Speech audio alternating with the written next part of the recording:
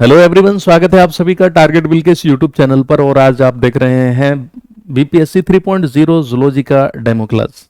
तो आप जो ये डेमो क्लास देखेंगे, इससे आपको एक अंदाजा हो जाएगा कि हमें पढ़ना क्या है और कैसे पढ़ना है।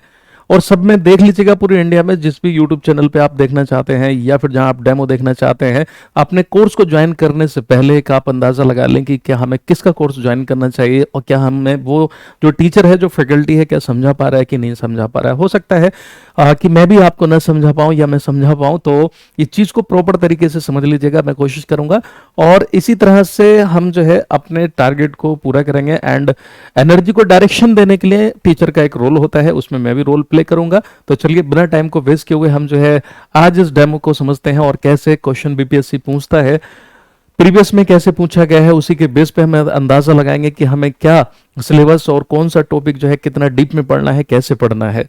एडमिशन स्टार्ट हो चुके हैं टारगेट बिल एप्लीकेशन पर, और किसी भी क्वेरी के लिए आप संपर्क कर सकते हैं, जो ये आपको नंबर दिया हुआ है 8130216876 पर। और ज्वाइन कर सकते हैं आप टारगेट बिल एप्लीकेशन को प्ले स्टोर से डाउनलोड करके अपने मन पसंदीदा कोर्स में जो भी आप देना चाहते हैं। सारे कोर्सेस हमारे लॉन्च हो चुके हैं। तो खैर चलिए, अभी हम समझते हैं कि ये डेमो क्लास अगर मैं एक कोई पर्टिकुलर टॉपिक लेकर के समझाने लगूं तो काफ़ी लंबी क्लास खिंच जाएगी। मैं इंग्लिश मीडियम और हिंदी मीडियम दोनों में बाइलिंगुअल पढ़ाता हूं, और दोनों आप मीडियम में कंफर्टेबल फील करेंगे। आपका जो भी मीडियम हो, मीडियम कोई मायने नहीं रखता। एनर्जी को डायरेक्शन देने के लिए जिस तरह से एनर्जी की जरूरत पड़ती है, उसी तरह से जो लैंग्वेज है वो अपनी बात को कहने का एक जरिया होता है, और टीचर का भी रोल यहाँ पर एनर्जी को डायरेक्शन देने वाला ही है। तो बिना टाइम को वेस्ट किए हुए चलिए शुरू करते हैं आज का ये डेमो क्लास। और इससे आप अंदाजा लगा लेंगे कि किस टाइप का आपको पढ़ना है, और मैं क्या पढ़ाने वाला हूं, और कैसे जो है लैंग्वेज यूज करके हम समझेंगे। देखिए, क्वेश्चन आया था बीपीएससी में 3.0 में, और इसी से रिलेटेड हमें एक छोटा सा टॉपिक मिलेगा, और हम समझेंगे कि हमें कैसे समझना है चीज़ों को, तभी हम कर पाएंगे आराम से। चाहे वो आपका आसान क्वेश्चन हो, चाहे वो मॉडरेट टाइप का हो, या चाहे टिपिकल टाइप का क्वेश्चन हो, अगर आपका कंसेप्ट क्लियर और आपने थ्योरी पढ़ी है कायदे से, तो मैं गारंटी के साथ कह सकता हूं आपसे क्वेश्चन बचेगा नहीं। विच of the following is not a correct match. यहां पर मैं कोई क्वेश्चन आपको नहीं करा रहा हूं, क्योंकि बिना थ्योरी ही क्लियर किए हुए क्वेश्चन करने का कोई मतलब नहीं बनता। मैं क्वेश्चन ला करके रख दूं, मेरे को बताओ इसका आंसर क्या है, नहीं। यहां पर मैं आपको सिर्फ ये समझाना चाह रहा हूं कि जो है किस तरह से बीपीएससी जो है वो डिजाइन करता है क्वेश्चंस को। ठीक है, तो यहां पर लिखा है विच of the following is not a correct match. 5 option तो होते ही हैं, ये सब पता है आपको, है ना। तो Sertoli cells nutritive, corona radiata sperm, Leydig cells testosterone, more than one of the above या नन ऑफ द अबव। इनमें से कौन सा क्वेश्चन मतलब आंसर सही है इसमें, इस क्वेश्चन का, वो तो आप कर ही देंगे। तो यहाँ पर देखिए, मैं आंसर तो कर ही दे रहा हूँ कि भाई यहाँ पर जो है सही आंसर जो हो जाएगा कौन सा, कोरोना रेडिएटा स्पर्म, यानी कोरोना रेडिएटा और शुक्राणु। ये आंसर जो है वो सही है। क्यों? क्योंकि यहाँ पर पूछा है कि जो करेक्ट नहीं है। कई बार तो हमें क्वेश्चन पे ध्यान नहीं रहता कि नहीं पूछा है कि क्या, तो यहाँ पे पूछा है जो सही मेल नहीं है वो आपको बताना है। अब आंसर आपने कर लिया। अब यहाँ पर हम समझेंगे कि जो सर्टोली की सेल्स होती हैं वो न्यूट्रिशन प्रोवाइड करती हैं, पोषण प्रदान करती हैं, खास करके स्पर्म को। तो ये जो कहानी है, जो ये सब चल रही है कि सर्टोली सेल्स कहाँ होती हैं, दूसरा है लेडिक सेल्स कहाँ होती हैं। तो लेडिक सेल से भी आपने अंदाजा लगा लिया होगा कि टेस्टोस्टेरोन। लेकिन जब तक आपने कायदे से नहीं पढ़ा होगा, आप नहीं बता पाएंगे कि न्यूट्रिटिव वैल्यू, जो न्यूट्रिशन है, मतलब जो है किसको दिया जा रहा है। तो ये कहानी सारी क्या है, रिप्रोडक्टिव, जो ह्यूमन रिप्रोडक्शन है उससे रिलेटेड लिया गया, या कोई भी जो है मैमल हो सकता है, उसमें भी हम देख सकते हैं, क्योंकि एस्केरिस के टेस्टिस से रिलेटेड भी क्वेश्चन कई बार पूछा जाता है, वो अलग बात है। तो चलिए आइए पहले इनको समझते हैं कि जो ये कहा गया कि ये गलत है, तो ये जो कोरोना रेडिएटा है दरअसल है क्या, है ना, इसे समझना होगा। अब इसको देखिएगा, जब हम पढ़ेंगे कायदे से तो हमें बहुत सी चीजें समझ में आने वाली हैं। हमारा जो मतलब फीमेल के अंदर जो ओवम होता है, तो ओवम बिल्कुल ऐसे इस तरह से नहीं होता है ना, कि भाई आपने जो देखा कि ओवम, मैं यहाँ बना दे रहा हूँ, ओवम जो है इस तरह का होता है, ऐसा बिल्कुल गोल अंडे के जैसा, या फिर बिल्कुल इतना चिकना नहीं होता। इसके बाहर क्या होता है, दरअसल यहाँ पर जो है इस तरह से करके कुछ और मटेरियल जैसा लगा रहता है, और वो इसको एक कवरिंग जैसा प्रदान करता है। और अगर आप इसको गौर से देखेंगे तो ये कुछ इस तरह से करके चिपका हुआ होगा, ऐसा लगा रहता है जैसे सन के बाहर का कोरोना होता है, या फिर आपने कोरोना वायरस की जो है शेप देखी थी, उसमें भी जो है कुछ इस टाइप का ऐसा करके लगा हुआ था, ठीक है ना।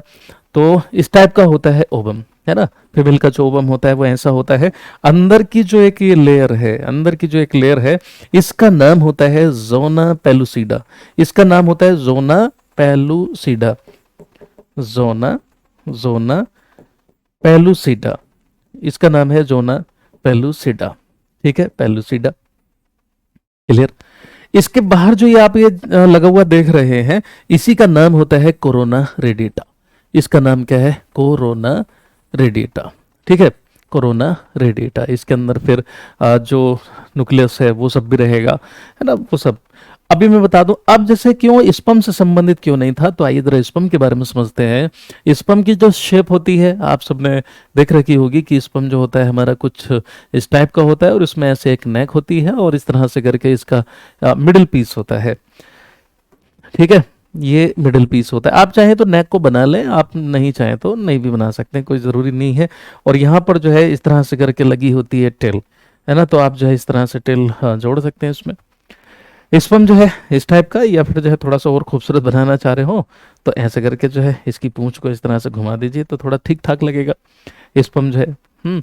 ऐसा अभी भी ठीक ही लग रहा है। चलो, हमें कोई बहुत ज़्यादा सजाना नहीं है। तो ये जो आगे का इतना हिस्सा है, इसका नाम है हेड, है ना, इसका नाम क्या हो गया? हेड, यानी सिर बोल दिया हमने इसको। और ये वाला जो बीच का हिस्सा है, इसको हमने नेक नाम दे दिया। गर्दन बोल दिया कि भाई ये जो है स्पर्म की गर्दन है, नहीं भी बनाओगे चलेगा वैसे। और ये जो है यहाँ तक ये है मिडिल पीस, इसको हम बोलते हैं क्या? Middle piece. तो ये है मध्य हिस्सा, मध्य यानी बीच का हिस्सा, मध्य हिस्सा, ठीक है। अब ये जो मिडिल पीस होता है, इस पे क्वेश्चन बन सकता है। अब देखिए एक चीज और मैं बता दूं, जो सबसे बाहर की लेयर बनेगी, ये जो बाहर की लेयर होती है, स्पर्म के बाहर की जो ये लेयर इस तरह से करके बनी हुई है, इसका नाम होता है प्लाज्मा मेम्ब्रेन। तो ये हो गई क्या? Plasma membrane, plasma membrane, plasma membrane, plasma झिल्ली आप इसको कह सकते हैं। इसी को चाहे तो न्यूक्लियर सॉरी ये कह सकते हैं सेल मेम्ब्रेन, प्लाज्मा झिल्ली। क्योंकि स्पर्म भी आप जानते हैं कि एक कोशिका है ना। आगे इसमें हेड में इतनी दूरी तक जो मटेरियल होता है, और ये इतना हिस्सा जो होता है, इसको हम नाम दे देते हैं, इतने हिस्से को, ये वाला जो इतना पोर्शन है एक्रोसोम, तो इसको हम नाम दे देते हैं इतने को एक्रोसोम। क्या नाम है इसका? मैं बता देता हूं, एक्रोसोम। एक्रोसोम, एक्रोसोम पे क्वेश्चन बनेगा कि जो एक्रोसोम है, इसमें सेल का कौन सा जो है सेल ऑर्गेनेल मौजूद होता है, वो आपको पता होना चाहिए। और ये इसमें देखा जाए तो इस टाइप की सर्कुलर टाइप की माइटोकॉन्ड्रियाज रहती है, स्पाइरल टाइप की, जो स्पर्म को एनर्जी प्रदान करती हैं। तो याद रखिएगा, ये जो सर्कुलर टाइप की होती हैं, ये होती है माइटोकॉन्ड्रिया। क्या होती है? माइटोकॉन्ड्रिया, ये होती है माइटोकॉन्ड्रिया। क्या है ये? माइटोकॉन्ड्रिया। तो ये हो गई माइटोकॉन्ड्रिया जो एनर्जी प्रोवाइड करती है। इस पे भी एक क्वेश्चन बन सकता है कि जो एक्रोसोम वाला हिस्सा है, ये वाला मैं यहाँ लिख दे रहा हूँ एक्रोसोम, कि एक्रोसोम क्या है ये? एक्रोसोम, एक्रोसोम में क्या है, क्या मौजूद होता है? तो आप बताएंगे गोल्जी बॉडी, गोल्जी बॉडीज। अब इसमें बहुत से और भी क्वेश्चन बन सकते हैं कि ऐसा क्या होता है कि जो यहाँ पर न्यूक्लियर ये होता है, न्यूक्लियस वाला जेनेटिक मटेरियल यहाँ पर भरा रहता है, क्योंकि ये न्यूक्लियस होता है, और न्यूक्लियस को आप बोलते हैं केंद्रक। क्या बोलते हैं? केंद्रक। और इसी में भरा होता है आनुवंशिक पदार्थ, जो एक पीढ़ी से अगली पीढ़ी में कैरेक्टर्स को लेकर के जाता है। 23 क्रोमोसोम आते हैं ओवम से, और 23 क्रोमोसोम आते हैं स्पर्म से। जब फीमेल को एमसी का 14वां दिन होता है, तो एमसी के 14वें दिन यूट्रस का मुंह खुल जाता है। जो फीमेल को मेंस्ट्रक्टिव साइकिल चलती रहती है, मासिक चक्र जिसको हम बोलते हैं, तो एमसी के 14वें दिन 14 डेज में क्या होता है? यूट्रस का मुंह खुलता है। और जो मेल की बॉडी से सीमेन जाकर के सिर्विक्स पे जाकर के गिरता है, यूट्रस के मुंह पे जो जंक्शन होता है वेजाइनल पोर्शन का और यूट्रस का सिर्विक्स, वहां से जो है जब स्पर्म मूव करना शुरू करते हैं अंदर की तरफ, ठीक है, क्योंकि मुंह खुल जाता है 14वें दिन, तो स्पर्म जो है दौड़ लगाते हैं, और जा करके इनकी मुलाकात होती है नॉर्मल कंडीशन में अगर देखा जाए तो फेलोपियन ट्यूब में। फीमेल में 2 ओवरी होती है। तो जब सेकेंडरी oocyte निकलती है, अब मैंने यहाँ पे बोला सेकेंडरी oocyte, यानी जो ओवम होता है वो सेकेंडरी निकलता है, समझ रहे हैं ना? सेकेंडरी और प्राइमरी क्या है, इसको हम कायदे से समझेंगे।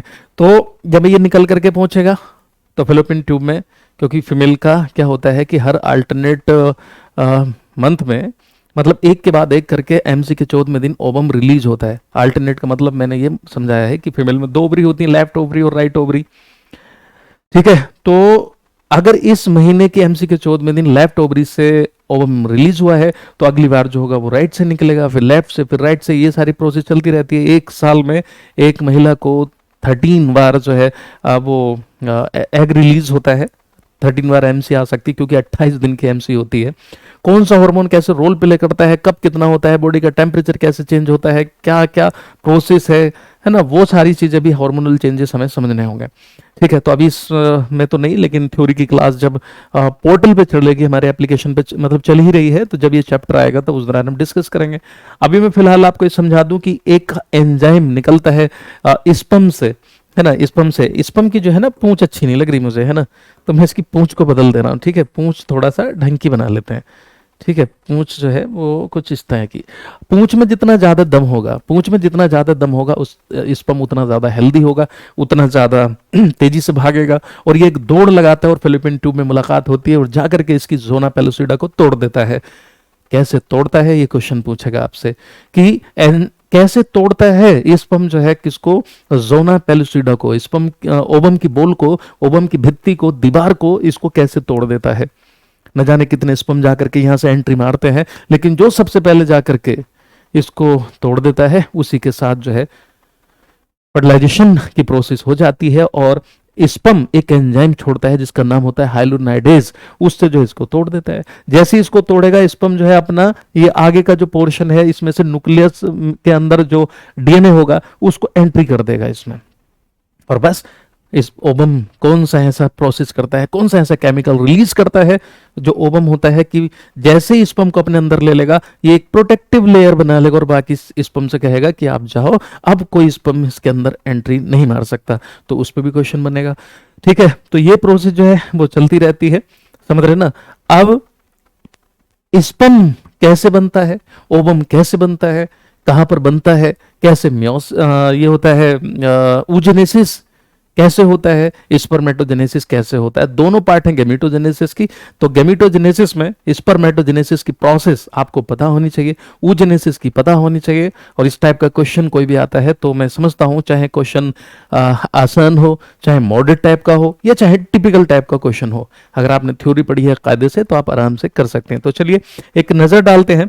अब यहां पर लिखा गया है सर्टोली सेल्स, है ना, न्यूट्रिशन जो है प्रोवाइड करती हैं, और लेडिक सेल जो होती हैं वो क्या करती हैं, टेस्टोस्टेरोन हार्मोन को निकालती हैं, टेस्टोस्टेरोन हार्मोन को निकालती हैं। अब ये प्रोसेस जो है वो कहाँ की है, तो देखिए जो हमारा टेस्टिस होता है, मेल का जो टेस्टिस होता है, यानी जो बोल्स होते हैं बिलो द पीनस या पेनिस, यानी मेल का जो लिंग होता है उसके नीचे जो 2 बोल्स होती हैं उनको हम वृषण बोलते हैं, और उन्हीं के अंदर ये प्रोसेस चलती है। और सेक्स हार्मोन कहलाता है क्या, मेल का सेक्स हार्मोन कहलाता है कौन सा, टेस्टोस्टेरोन। मेल के अंदर जो टेस्टिस होते हैं वो प्राइमरी सेक्स ऑर्गन कहलाते हैं, प्राथमिक लैंगिक अंग कहलाते हैं मेल के, नर के। और फीमेल की जो ओवरीज होती हैं, 2 ओवरी होती हैं फीमेल में, लेफ्ट और राइट। जो अंडाशय होता है उनको फीमेल का प्राइमरी सेक्स ऑर्गन मानते हैं। फीमेल की जो वेजाइना होती है, फीमेल के जो ब्रेस्ट होते हैं, वो सेकेंडरी की कैटेगरी में हम रख सकते हैं। ठीक है, तो अब यहां पर देखिएगा कि अगर हम टेस्टिस को काट के देखें तो हमें कुछ ऐसे कंपार्टमेंट जैसे नजर आएंगे, ऐसे कंपार्टमेंट जैसे हमें नजर आएंगे, इस टाइप के, लाइक दैट, राइट। और उसके अंदर जो है ये सेक्स सेल्स, सॉरी, इसके अंदर जो है ये पाई जाती हैं सेल्स। तो इसमें जो है कुछ इस टाइप की सेल्स लगी होंगी, और यहां पर जो इंटरस्टिशियल सेल्स होती हैं, ठीक है, ऐसे करके जो इस तरह से क्लियर बनाती हैं टेस्टिस का। जब आप सेक्शन काट करके देखेंगे तो ये कुछ इस टाइप की सेल्स लगी हुई नजर आएंगी। अब ऐसे नहीं कि बीच में ही होंगी, यहाँ पर भी जो है इस तरह से करके लगी रहती हैं। तो इनमें अगर हमारे ये इंटरस्टिशियल सेल्स हो गए, देन जो लेडिक सेल्स होती हैं वो टेस्टोस्टेरोन निकालती हैं। तो यहाँ पर जो है मैं कलर बदल ले रहा हूँ इसका, ये लेडिक सेल्स है, ये क्या है, लेडिक सेल्स है, मान लेते हैं, है ना, मान लेते क्या है, ऐसे लगी ही होती है, इस तरह से करके सभी में लगी होंगी, लाइक दैट, लाइक दैट। ठीक है, तो ये वाली जो सेल्स होती हैं वो क्या करती हैं, लेडिक सेल्स, तो ये निकालती हैं क्या, टेस्टोस्टेरोन हार्मोन को। तो लेडिक सेल्स निकालती हैं एक हार्मोन जो मेल का सेक्स हार्मोन कहलाता है, इसी को एंड्रोजन कहा जाता है। क्या कहा जाता है? जो टेस्टोस्टेरोन हार्मोन है उसी को एंड्रोजन हम बोल देते हैं। तो मैं टाइम को बिना वेस्ट किए हुए बताऊंगा। देन उसके अलावा इसमें जो सर्टोली की सेल्स होती हैं, इसमें जो है कौन सी सर्टोली की सेल्स भी होंगी। जो सर्टोली की सेल्स होंगी वो क्या करेंगी, वो क्या करती हैं, न्यूट्रिशन प्रोवाइड करती हैं किसको, स्पर्म को, ताकि स्पर्म जो रहे वो हेल्दी रहे, स्पर्म जो है हेल्दी रहे। ठीक है, तो उसके अंदर जो होता है दम खमसा वो इन्हीं के जरिए आता है ना। अब यहाँ पर हम बात समझेंगे कि जो oocyte होती हैं, सॉरी जिनको हम बोलते हैं, सॉरी oocyte नहीं, oocyte तो फीमेल का पार्ट हो गया, स्पर्मेटोगोनिया। तो स्पर्मेटोगोनियल सेल जो होती है वो यहाँ पे रहेंगी। ठीक है, स्पर्मेटोगोनिया यहाँ पर मौजूद रहती है। यहाँ पर देखिए कलर थोड़ा अलग लग रहा होगा आपको, है ना। और फिर जो है इस तरह से स्पर्मेटोगोनियल सेल्स रहती हैं यहाँ पर, और फिर इनमें से स्पर्मेटोजेनेसिस की प्रोसेस होने के पश्चात, जब स्पर्मेटोजेनेसिस की प्रक्रिया कंप्लीट हो जाएगी तो स्पर्म बन जाएंगे और वो स्पर्मेटोजोआ कहलाते हैं। तो याद रखिएगा, फिर वो कहलाते हैं स्पर्मेटोजोआ। इसमें ऐसे करके स्पर्म भरे रहेंगे और वही हमारे सीमेन में, मेल के अंदर सीमेन में निकलते हैं। मेल के अंदर से सीमेन का बाहर निकलना कहलाता है इजैकुलेशन, स्खलन कहलाता है। और स्खलन में जो है एक हेल्दी नॉर्मल पर्सन में कितने होने चाहिए, एक नॉर्मल हेल्दी पर्सन में लगभग 1 ml में 15 मिलियन स्पर्म होने चाहिए। अगर उससे कम होता है तो फादर बनने में जो है क्या होती है, फादर बनने में दिक्कत होती है। ठीक है, तो ये था कुछ टेस्टिस से रिलेटेड। टेस्टिस कैसे एक्ट करता है, क्या है इसमें से, कैसे वैसे डिफरेंस निकल करके आती हैं, वो ट्यूब जा करके कहाँ पर खुलती हैं, उनको कट कर दो तो क्या होगा, कैसी प्रोसेस है, वो सब। अगला है, देखिए ये इसी टॉपिक से रिलेटेड फिर एक क्वेश्चन बना, और ये तब तक आप नहीं कर पाएंगे जब तक आपको गैमेटोजेनेसिस की प्रोसेस ना आती हो। कहने का मतलब ये है, मैं ये समझाना चाह रहा हूं कि अगर थ्योरी आपने कायदे से पढ़ी है तो आप आराम से किसी भी क्वेश्चन को कर लेंगे। In human, the number of ova and sperm that would be produced from 100 secondary oocyte and 100 secondary spermatocyte during gametogenesis are। तो आपको ये बताना है कि जो गैमेटोजेनेसिस की प्रोसेस हो रही है उसमें कहा गया है कि सेकेंडरी oocyte दिए हुए हैं 100 और सेकेंडरी जो है आपको स्पर्मेटोसाइट दिए हुए हैं 100। तो आप बताओ गैमेटोजेनेसिस की इस प्रक्रिया में जो होगा कितने स्पर्म बनेंगे सेकेंडरी oocyte से और सेकेंडरी स्पर्मेटोसाइट से। अगर आपको ये पता करना है तो आपको कंसेप्ट क्लियर होना चाहिए। तो चलिए इसको हम समझते हैं कैसे।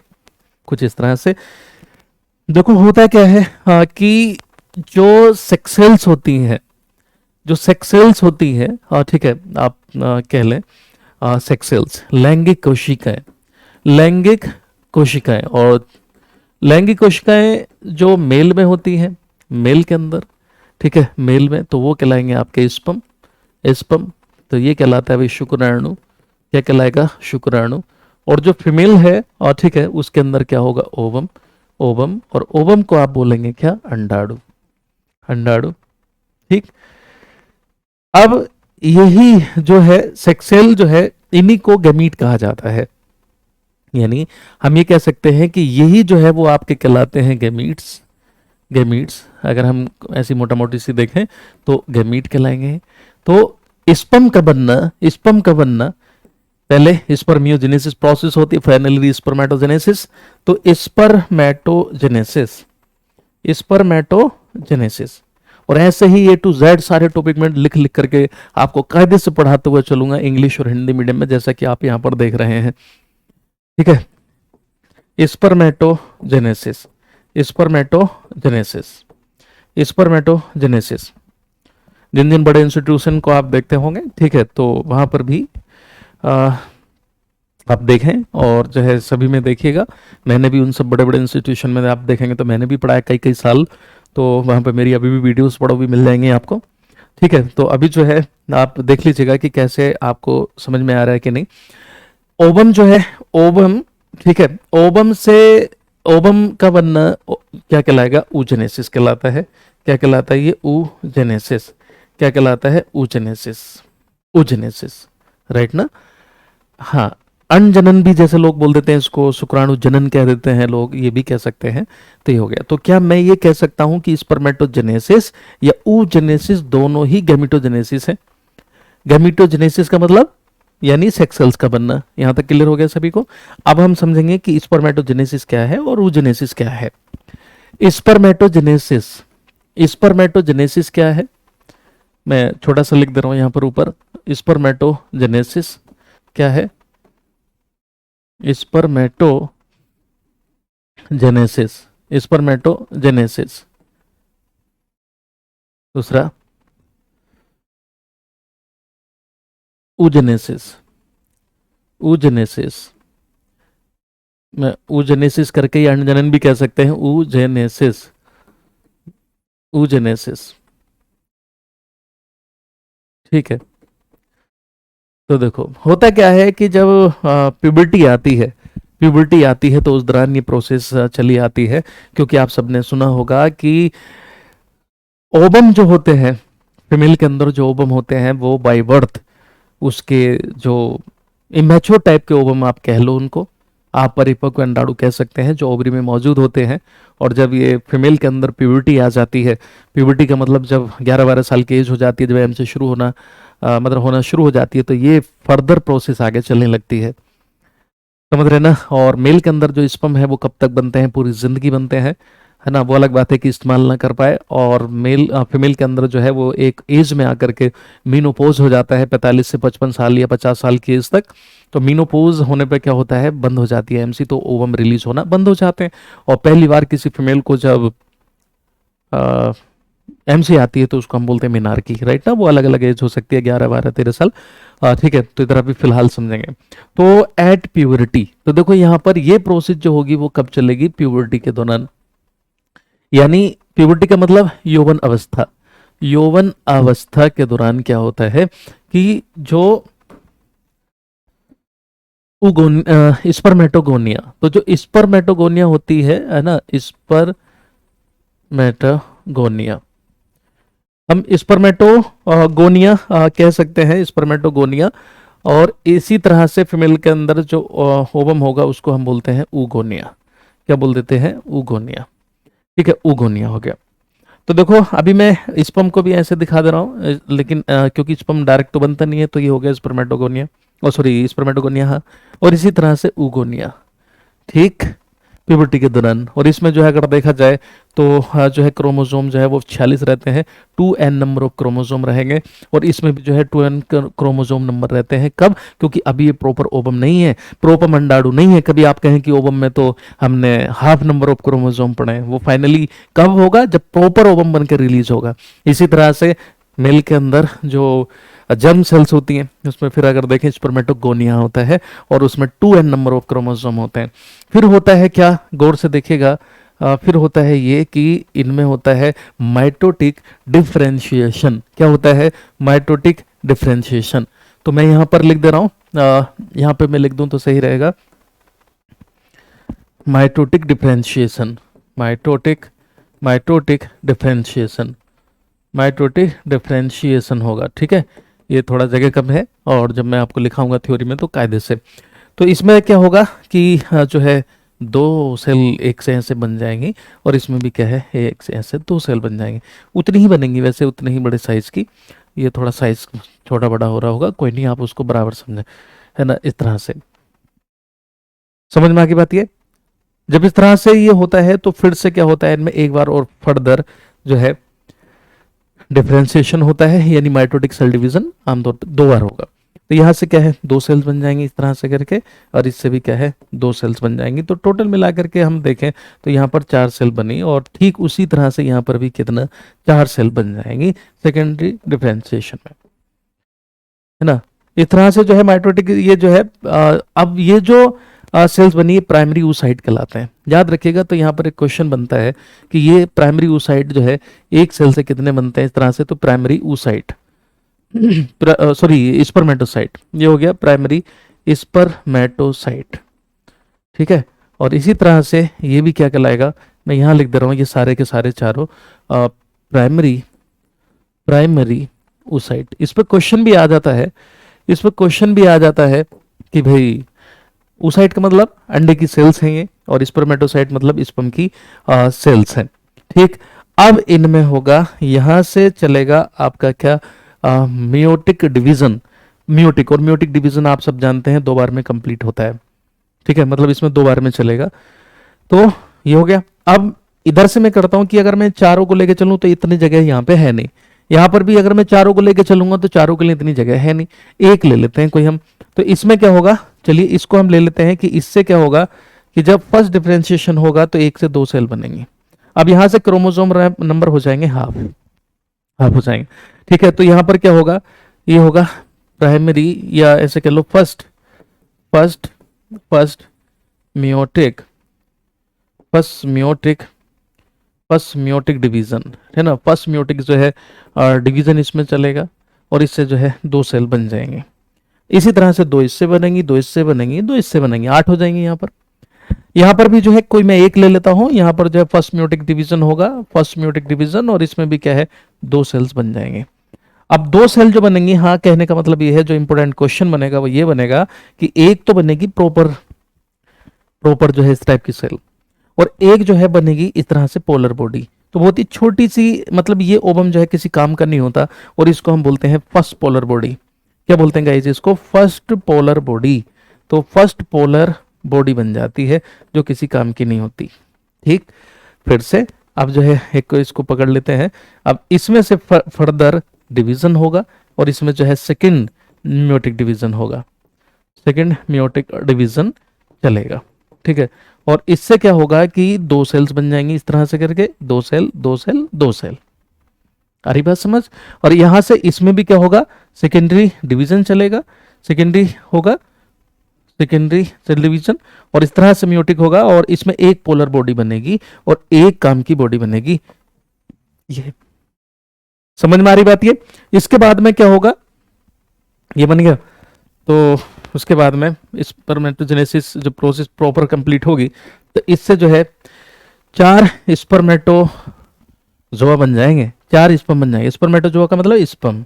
तो इसमें जो है फर्दर प्रोसेस चलेगी इस तरह से, और ये एक स्पर्म ये बन जाएगा, यहाँ से एक स्पर्म ये बन जाएगा, यहाँ से चले एक स्पर्म ये बन जाएगा। यानी एक स्पर्म ये बना, एक स्पर्म ये, और एक ये, यानी ये जो है कंप्लीट सेल्स बन जाएंगे, और 4 स्पर्म बने। तो क्या आप बता सकते हैं कि 4 स्पर्म इससे बने, 4 इससे, 4 इससे, 4 इससे, तो एक स्पर्मेटोगोनिया से कितने शुक्राणु बनते हैं, आप बताएंगे 16, 4 चौक 16 हो जाएगा। और यहां से ये जो बनी प्राइमरी, ये क्या है, प्राइमरी oocyte है, ये मैंने कहीं लिखा था देखो, प्राइमरी oocyte, और ये बना हमारा सेकेंडरी oocyte। क्या है ये, सेकेंडरी oocyte। और सेकेंडरी oocyte में प्रोसेस होकर के एक ओवम से एक ही ओवम बन रहा है। तो कहने का मतलब यह है कि एक वुगोनिया से कितने ओवम बनेंगे, तो आप बताएंगे 4 बनेंगे, क्योंकि एक इससे बन गया यहां तक फाइनल, एक इससे बन जाएगा, एक इससे बन जाएगा, एक इससे बन जाएगा, 4 बनते हैं। तो चलिए यहां पर देखते हैं ये सेकेंडरी oocyte बने आपके, ये क्या है, हाँ क्या बना, secondary oocyte, secondary oocyte, sorry spermatocyte, और ये क्या है, सेकेंडरी oocyte बना।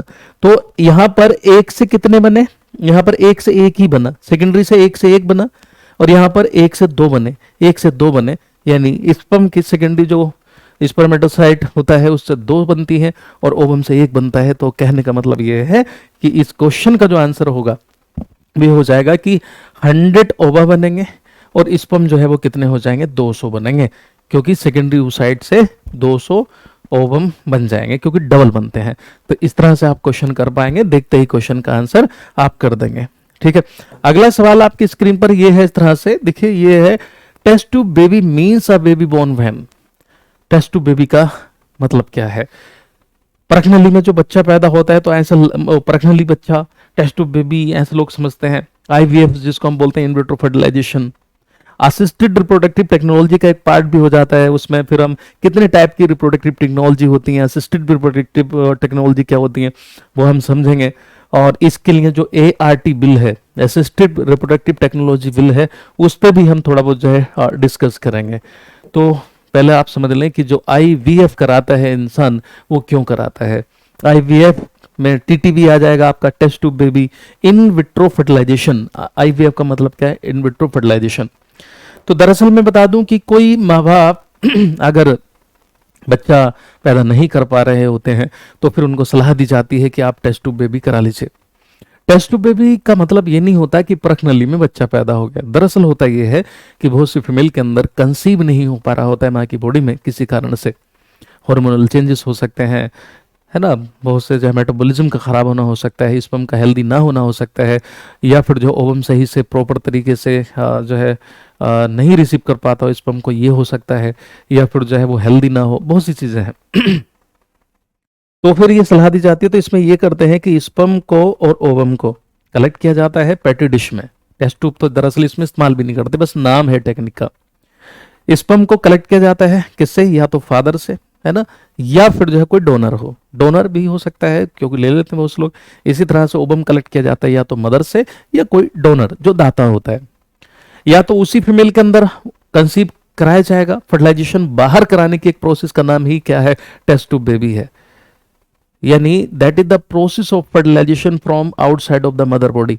मदर के शरीर के यानी माँ के शरीर के बाहर फर्टिलाइजेशन कराने की प्रोसेस जो है वही क्या है, टेस्ट ट्यूब बेबी है। और फिर उसको इम्प्लांट किया जाता है। जाइगोट जब बाहर बन जाता है उस टाइप का, जब सेल डिवाइड होने लगते हैं, इस पर भी एक क्वेश्चन बनता है कि कब 1 से 2 सेल बनेंगी, 2 से 4 सेल बनेंगी, 4 से 8 सेल्स बनेंगी। पढ़ा होगा ना मोरूला, ब्लास्टूला, गैस्टूला, वो जब आप पढ़ते तो वो कैसे फिर कितनी स्टेज में जो है माँ के अंदर डाला जाता है, इस पे क्वेश्चन बनेगा। और कैसे डाला जाता है, कंसीव कैसे कराते हैं, तो या तो उसी मदर में डाला जाएगा या फिर जो है कोई सरोगेट मदर ली जाएगी।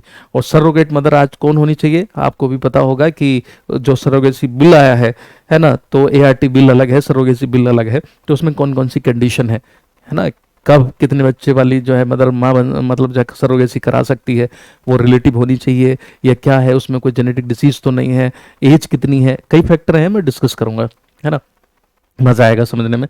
तो अभी फिलहाल समझ लें कि जो है बाहर फर्टिलाइजेशन करा करके, सरोगेसी का मतलब होता है, सरोगेट का मतलब होता है कि कोई दूसरी माँ, यानी जिसका ओबम है उसके अलावा कोई दूसरी जो माँ होती है। थोड़ा बहुत जब हम बायोटेक्नोलॉजी पढ़ेंगे तो फिर मैं उसका एक चीज और डिस्कस करूंगा आप लोगों से, डिजाइनर बेबी क्या होता है, क्लोन क्या होता है, और 3 पेरेंट बेबी क्या होता है ना, बहुत अच्छा लगेगा आप लोगों को समझने में। तो अभी इसका जो फिलहाल आंसर है वो ये है कि ये ओवम को फर्टिलाइज कराने की एक्सटर्नली प्रोसेस होती है। इंटरनल का मतलब ये होता है कि भाई नॉर्मली जब फीमेल की बॉडी में निषेचन होता है तो फेलोपियन ट्यूब में होता है, इंसान तमाम झंझटों से बच जाता है, पैसे भी खर्च नहीं होते। टेस्ट ट्यूब बेबी कराने में पैसे खर्च होते हैं और काफ़ी मशक्क़तें करनी पड़ती हैं। खैर चलिए, तो ये था आपका जो है इसका सही आंसर।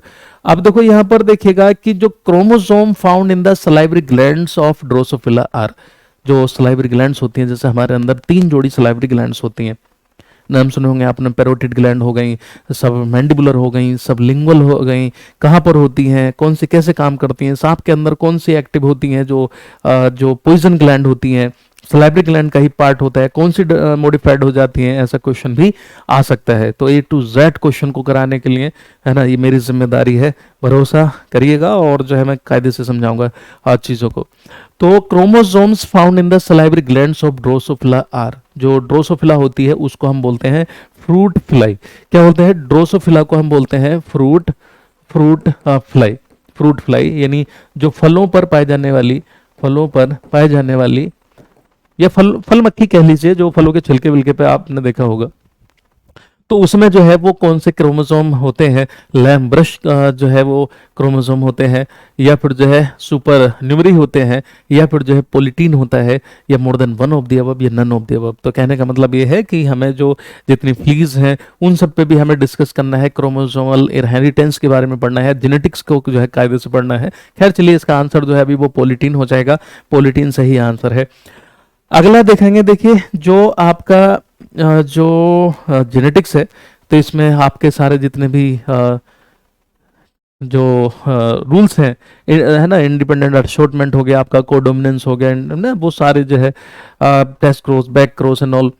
अब देखो इससे भी क्वेश्चन आपको देखने को मिल रहे हैं, कुछ ही क्वेश्चन मैंने उठाए हैं बीपीएससी के, और उसके हिसाब से हम समझ रहे हैं कि हमें कौन कौन से टॉपिक समझते हुए चलना है। मैं थोड़ा फास्ट बोल रहा हूँ इसलिए ताकि ये वीडियो बहुत ज़्यादा लंबी ना हो, अदरवाइज मैं समझाते हुए बहुत आहिस्ता आहिस्ता आराम से बोलते हुए चलूंगा।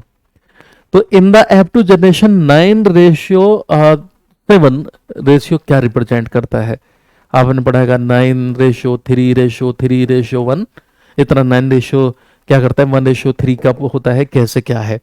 तो ये क्या इनकम्प्लीट डोमिनेंस है, या फिर जो है कोडोमिनेंस है, या फिर एपिस्टेसिस है ना, जो या फिर जो है रिसेसिव टाइप का जो है एपिस्टेसिस है, या more than one of the above या नन ऑफ द अबव, है ना। तो F2 पीढ़ी में पूछा गया है, F1 में क्या होगा, F2 में क्या होगा, कैसे बनता है ना। तो ये जेनेटिक्स वाली चीजें हमें समझनी होंगी। यहाँ पर जो है एपिस्टेसिस आ जाएगा, और ये फिर जो है कब बनता है वो भी मैं कायदे से बताऊंगा। अब देखिए अगला है, if the father in a family has a disease while the mother is normal, mother is normal, mother जो है वो क्या है, नॉर्मल है। The daughters only inherited this disease and not the sons name of this type of inheritance is. तो आपको बताना है कि अगर ऐसा है कि यदि किसी परिवार में पिता को कोई बीमारी है, जबकि माँ को यह बीमारी सामान्य है, तो यह बीमारी केवल बेटियों को विरासत में, यानी उसमें मिलती है, विरासत में कह लीजिए कि जनरेशन से, बेटों को नहीं। इस प्रकार की विरासत का नाम क्या है? तो वैसे यहाँ पर इनहेरिटेंस बोल दिया, ठीक है। तो जो है वंशानुक्रम होता है, इस तरह से पीढ़ियां चलती रहती हैं, तो इसको प्रोसेस को हम क्या बोलेंगे, सेक्स लिंक्ड डोमिनेंट बोलेंगे, सेक्स लिंक्ड रिसेसिव बोलेंगे, ऑटोसोमल रिसेसिव बोलेंगे, ठीक है, या फिर more than one of the above, या more than one of the above. तो क्या कहा जाएगा इसको, ठीक है। तो याद रखिएगा कि ये क्या है, जो सेक्स लिंक्ड डिसीज होती है, सेक्स लिंक्ड डोमिनेंट, इसको हम रख देते हैं, ठीक है। ये हो गया। अब ये कैसे बनता है, ठीक है, कैसे ये प्रोसेस रहेगी वो हम समझेंगे। तो यहाँ से याद रखिएगा, जेनेटिक्स को प्रॉपर तरीके से हमें क्या है समझते हुए चलना पड़ेगा, ठीक है। तो सेक्स लिंक्ड डोमिनेंट कैसे बना, रिसेसिव कब बनता है, कौन से करेक्टर जो ट्रेड्स होते हैं वो आगे चलते हैं, कौन से जो है रिसेसिव होते हैं, कौन से डोमिनेंस होते हैं, कोडोमिनेंस क्या होते हैं, वो सारा। नाउ अगला है, the process of DNA replication is affected by enzyme known as, ठीक है। तो डीएनए प्रतिकृति की प्रक्रिया के एंजाइम से प्रभावित होती है, जिसे क्या कहते हैं? ऑप्शन है आपका, लाइगेज बोलते हैं, पॉलीमरेज बोलते हैं, या राइबोन्यूक्लियेज बोल देते हैं। The process of DNA replication is affected by an enzyme known as ribonuclease, या फिर जो है पॉलीमरेज 1, या फिर जो है लाइगेज, क्या होगा? तो डीएनए से रिलेटेड यहां पर पूछा है, ठीक है। तो DNA replication is affected by an enzyme known as, ठीक है।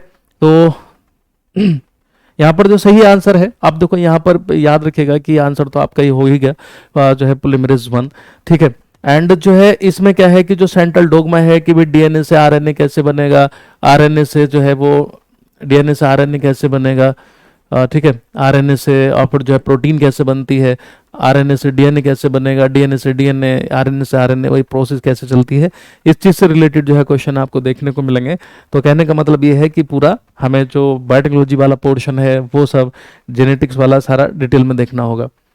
A chromosome with a centromere near the middle is called. देखिए जो क्रोमोसोम होते हैं, मेटासेंट्रिक, सब मेटासेंट्रिक, टीलोसेंट्रिक, एक्रोसेंट्रिक, इससे रिलेटेड क्वेश्चन आ जाता है, ठीक है। तो मध्य के निकट सेंट्रोमियर वाले गुणसूत्र को क्या कहा जाता है? अब इसमें कहा गया है कि मध्य में जो है वो गुणसूत्र है, और सॉरी ये है सेंट्रोमियर है, near the middle is called, और मिडल में है ना। तो याद रखिएगा, मैं अभी शेप दिखा देता हूं आपको। तो ये जो है आपका हो जाएगा सब मेटासेंट्रिक, और एल शेप की जो है इसमें इमेज बनती है। तो देखो जो टीलोसेंट्रिक होता है वो कुछ इस टाइप का होता है, ठीक है, और जो एक्रोसेंट्रिक होता है वो ऐसा होता है, और जो हमने इसकी बात की है सब मेटासेंट्रिक की, तो वो जो है कुछ इस टाइप का नजर आएगा ऐसे करके, ठीक है। तो इसमें सेंट्रोमियर कहाँ पर है, मेटासेंट्रिक कैसा होता है, टीलोसेंट्रिक कैसा होता है, एक्रोसेंट्रिक कैसा होता है ना, इस पर क्वेश्चंस आ जाते हैं ये।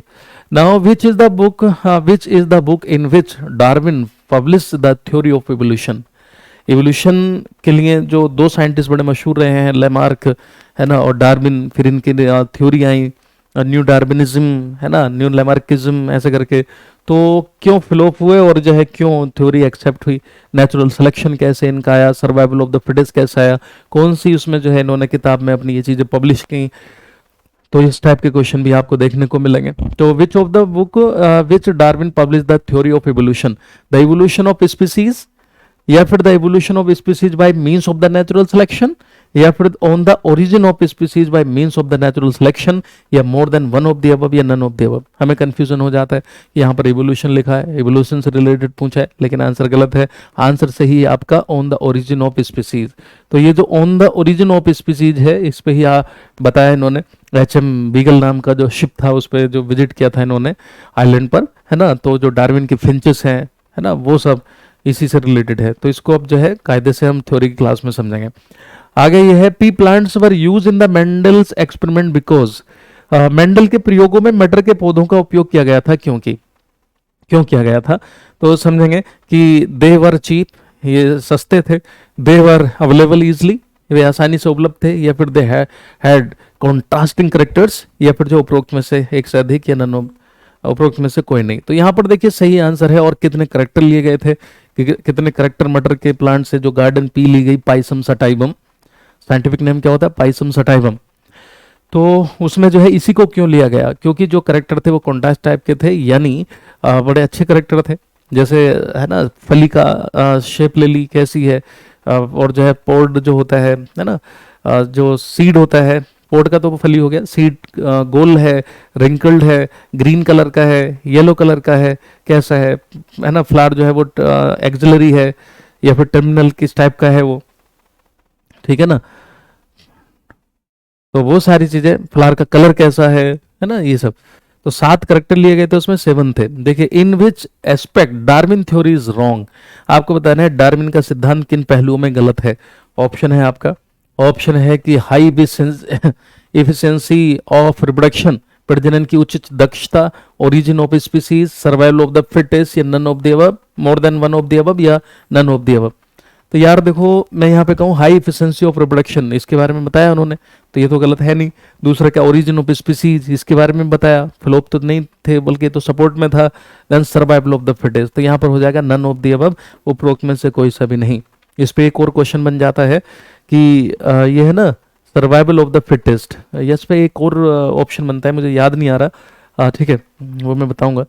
The amino acid coded by the start codon for the protein synthesis is, protein synthesis में जो कोडोन्स होते हैं, कोडोन का फॉर्मेशन कैसे होता है, वो क्वेश्चन पूछेगा। अब आपको कोडोन निकालने आने चाहिए। टोटल कोडोन होते हैं 64, है ना, जो जिसमें से 61 जो होते हैं वो प्रोटीन के फॉर्मेशन में जो है रोल प्ले करते हैं, और जिसमें से 3 जो होते हैं वो टर्मिनेटेड कोडोन होते हैं, और जो इनिशिएटेड कोडोन होता है वो होता है AUG, है ना, इसी से शुरुआत होती है, और यही रिप्रेजेंट करता है किसको, मिथ्योनिन को। किसको रिप्रेजेंट करता है, मिथ्योनिन को। तो सही आंसर आपका मिथ्योनिन हो गया। तो देखिए ये कोडिंग कैसे बनती है ना, ये शायद क्लियर नजर आ रहा होगा, है ना, कैसे बनाते हैं इसको। जो है मेरी एक वीडियो भी पड़ी हुई है पहले की, और जो है इसको हम बनाना सीखेंगे, कैसे आप बता सकते हैं कि कैसे ये बन सकते हैं, ठीक है। तो जो 64 कोडोन्स होते हैं वो कैसे बनाते हैं हम। चलिए, अगर आप लोगों को वीडियो अच्छी लगी हो तो कमेंट बॉक्स में बताइएगा जरूर, एंड जुड़ सकते हैं हमारे साथ टारगेट व्हील एप्लीकेशन पर, इंडिया की टॉप फैकल्टी के साथ, क्योंकि जितनी भी फैकल्टी यहाँ पर हैं सब जो है क्वालिफाइड है एंड हाई लेवल का एक्सपीरियंस है, सारे टॉप जो है फैकल्टी है इंडिया के। तो टारगेट व्हील कोर्सेज पे DSSB का PRT, है ना, इसके अलावा DSSB का PRT, TGT, PGT के कोर्सेस अवेलेबल हैं, ठीक है, आप ले सकते हैं नॉमिनल से प्राइस में। देन KVS का आपका सब्जेक्ट स्पेसिफिक TGT, है ना, देन उसके अलावा PGT के कोर्सेस अवेलेबल हैं। BPSC का आपका PRT, ठीक है, जो 1 to 5 वाला होता है, और ठीक है 1 to 5, और 6 to 8, 9 to 10 and 11 to 12 TGT PGT के सारे कोर्सेज जो है अवेलेबल है, आप ले सकते हैं बहुत ही नॉमिनल से प्राइस में। UKLT ग्रेड के भी कोर्स अवेलेबल हैं, ठीक है। देन क्या है, UP TGT PGT GS special के बैचेस भी अवेलेबल हैं, और साइंस स्पेशल का बैच अलग से अवेलेबल है। तो ले सकते हैं और जुड़ सकते हैं टारगेट व्हील एप्लीकेशन के साथ। क्लास ही आप लोगों को कैसी लगी कमेंट बॉक्स में ज़रूर बताइएगा। तो बहुत लंबा वीडियो ना हो जाए, बस आप पढ़ाने का एक तरीका देख सकते हैं और एक अंदाज़ा लगा सकते हैं कि किस तरह से पढ़ाया जा रहा है।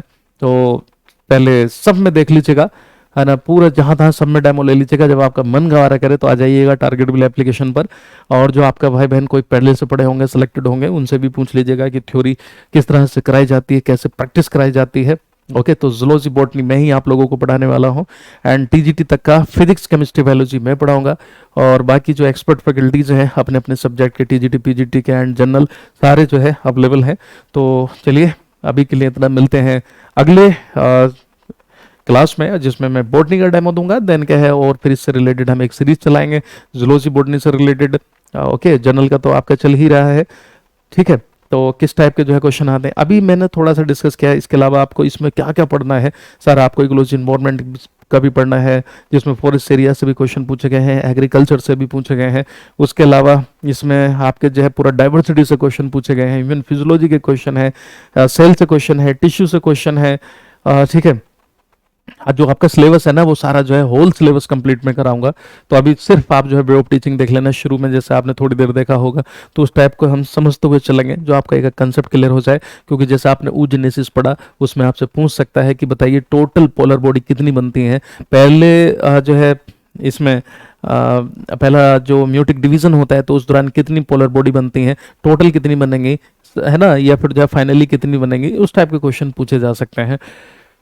तो जो है प्रीवियस क्वेश्चंस को दिमाग में रखते हुए और उन सबको आगे देखिए, क्वेश्चन कैसे कराने हैं, क्या करना है, कितना पढ़ना है, कौन सिलेबस में किस टॉपिक को ज़्यादा पढ़ना है, किसको कम पढ़ना है, यही एक एक्सपीरियंस है और चीज़ों को मैं आपके साथ शेयर करूंगा। तो अभी के लिए इतना, जय हिंद, जय Bharat, bye bye, take care.